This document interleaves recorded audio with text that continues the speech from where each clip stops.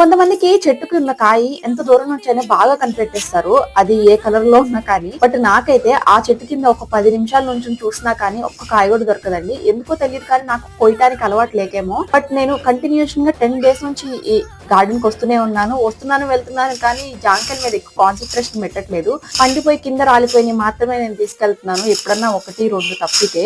అది కూడా ఇవాళ నేను ఇంకా కాయలనేవి చిలకలని కొట్టేస్తున్నాయి, ఎలా అయినా కట్ చేద్దామని చెప్పి ఇవాళ ట్రై చేశాను అనమాట.